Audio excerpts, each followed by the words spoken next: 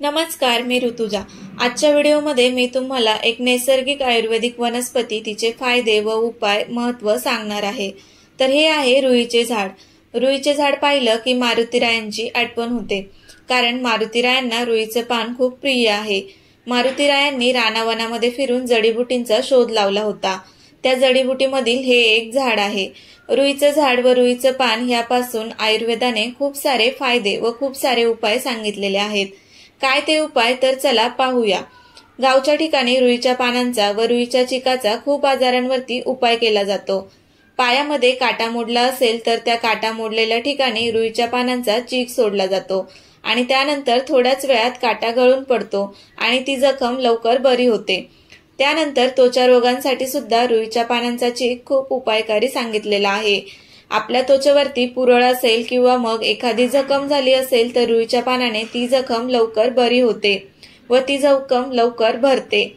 अशाच प्रकारे आपल्या शरीरावरती कोणत्याही प्रकारचा नायटा असेल तर त्या नायटा झालेल्या ठिकाणी रुईच्या पानांचा चीक लावल्यास तो नायटा लवकरच बरा होतो। त्याचबरोबर चेहऱ्यावरची पुरळ नाहीसी होते। त्वचेच्या समस्यासाठी रुईच्या पानांचा लेप चेहऱ्यावरील डाग आणि सुरकुत्या कमी करण्यास मदत करते। त्यानंतर आपल्या केसांसाठी सुद्धा हा रुईच्या पानांचा चीक खूप उपायकारी आहे।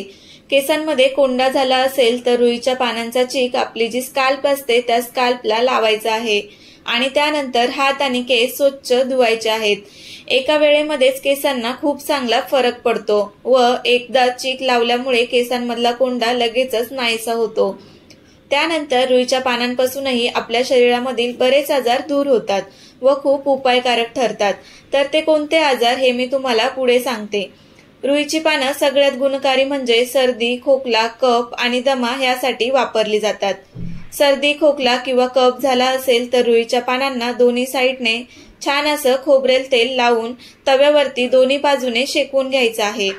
त्यानंतर ते पान आपल्या छातीवरती ठेवल्यामुळे आपल्या छातीतला कफ लगेचच बाहेर निघतो व सर्दी खोकला लगेच बरा होतो।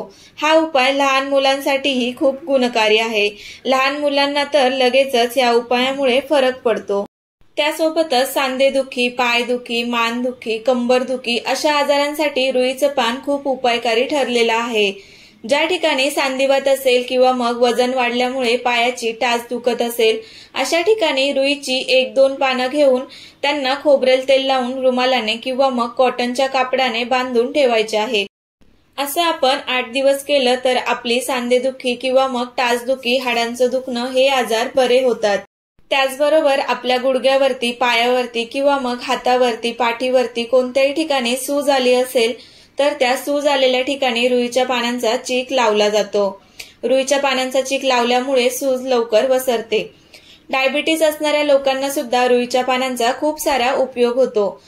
त्यासोबतच जर आपला कान दुखत असेल किंवा मग कान फुटला असेल, कानामधून पाणी येत असेल तर अशा वेळी रुईच्या पानांचा रस किंवा चीक कानात सोडल्याने कान लवकर बरा होतो। त्यासोबतच पोटामधील कुर्मी कमी करण्यासाठी रुईच्या पानांचा उपयोग होतो।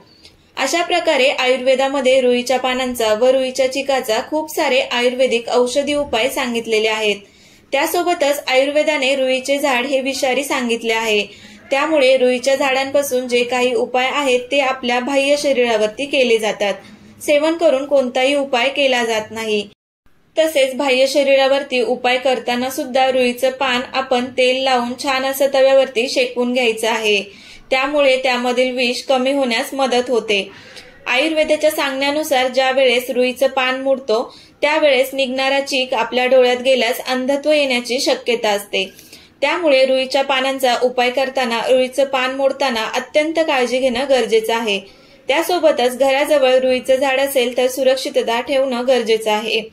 ह्याबरोबरच जर रुईच्या पानांचा आपण उपाय करणार असाल आणि आपल्या घरात लहान मुलं असतील तर लहान मुलांपासून रुईचं पान सुरक्षित ठिकाणी ठेवायचं आहे। कारण हे झाड जेवढं गुणकारी आहे तेवढंच या झाडाचा एक खूप मोठा असा नुकसानदायी तोटा आहे। तो आपल्या डोळ्यांना अंधत्व आणू शकतो। रुईच्या पानांपासून व रुईच्या चिकापासून आपल्या शरीरावरचे खूप सारे आजार बरे होतात व खूप सारे उपायही आहेत। आयुर्वेदाने हे सिद्ध केलेले आहे। आयुर्वेदामध्ये रुईच्या झाडाला, पानाला व चिकाला खूप महत्त्व दिलेले आहे। रुईचं झाड उपायकारी जरी असलं तरी रुईची पानं तोडताना खूप सारी काळजी घेणं गरजेचं आहे। तर अशा प्रकारे रुईच्या पानांचे व चिकाचे आपल्या शरीरासाठी खूप सारे फायदे आहेत। केसांमधला कोंडा झाला, सांधेदुखी झाली, सर्दी झाली, खोकला झाला किंवा मग छातीमधला कफ असेल, त्यासोबतच वजन वाढल्यामुळे पाय टाच दुखत असेल किंवा मग सूज आलेली असेल, या सर्वांवरती अशी ही उपायकारक नैसर्गिक आयुर्वेदिक औषधी वनस्पती आहे।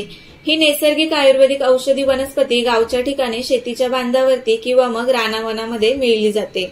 अशा प्रकारे ह्या औषधी वनस्पतीची खूप सारे फायदे आहेत। तर व्हिडिओ शेवटपर्यंत पाहिल्याबद्दल तुम्हा सर्वांचे मनापासून धन्यवाद। भेटूया अशाच एका नवीन व्हिडिओमध्ये, तोपर्यंत बाय बाय।